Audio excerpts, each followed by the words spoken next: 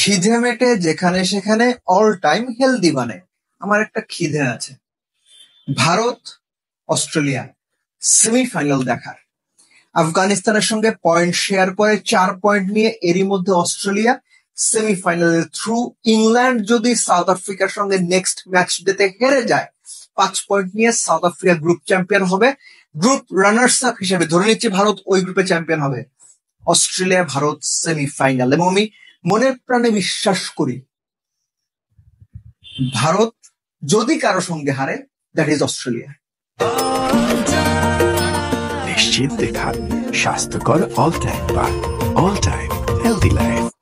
আপনারা কি Bharat Australia semifinal দেখতে চান? তাহলে কমেন্ট বক্সে সুন্দর করে লিখে জানান। আফগানিস্তানের সঙ্গে অস্ট্রেলিয়ার ম্যাচ পরিত্যক্ত হয়ে গেছে। এই ম্যাচের খুব সিগনিফিকেন্ট একটা জায়গা ম্যাক্সিমাম মানুষ আলোচনা করবে না, কিন্তু আমি আলোচনা করতে চাই। ম্যাথিউ শর্ট এবং গ্লেন ম্যাক্সওয়েল এর বোলিং একটু অবাক লাগছে না? গ্লেন ম্যাক্সওয়েল অ্যাডাম জাম্পার আগে বল করলেন, এবং ইন্টারেস্টিং পার্টটা হচ্ছে তিনি ফোর্থ বোলার হিসেবে বল করলেন। ম্যাথিউ শর্ট 7 ওভারে 21 রান দিলেন। খেয়াল করেন, 2 স্পিনার মিলে মোটে 49 রান দিয়েছেন 13 ওভারে।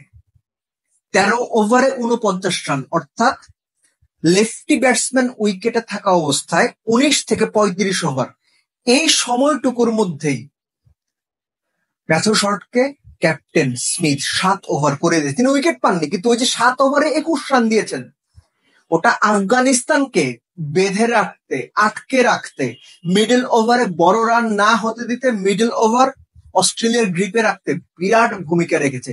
আপনার স্বাভাবিকভাবে 7 ওভারে 21 রান, 21 রান উইকেট পায় নাই, এটুকুই মনে হবে, কিন্তু গেমের উপর এটার যে ইম্প্যাক্ট বেশিরভাগ ক্ষেত্রে বেশিরভাগ মানুষ এটা ইগনোর করে যাবে। Same goes to Glenn Maxwell, তিনি কত 28 রান দিয়ে বোধহয় 1 উইকেট পেয়েছেন 6 ওভারে।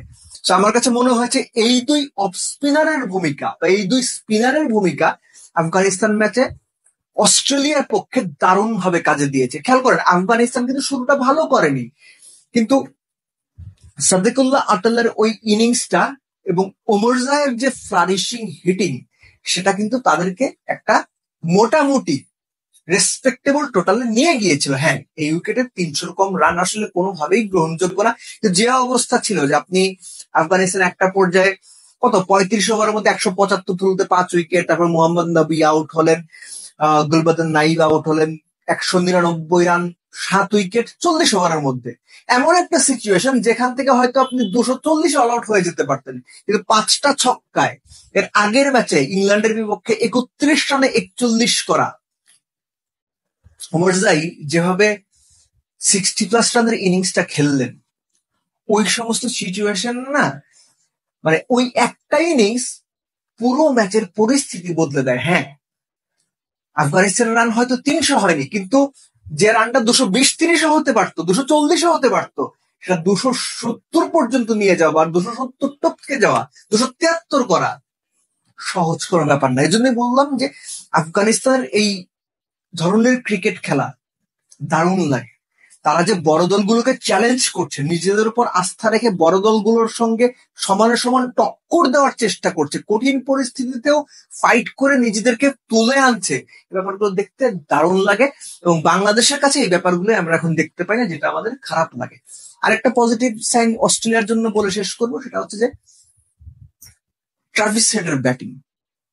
যে ট্রাভিস হেডকে আমরা চিনি, সেই ট্রাভিস হেডকে এই ম্যাচে কিছুটা হলেও দেখা গেছে, কত 40 বলে বোধহয় 59 করেছেন, সেটা বিষয় না, তিনি তো এভাবেই ব্যাট করেন, আমরা জানি।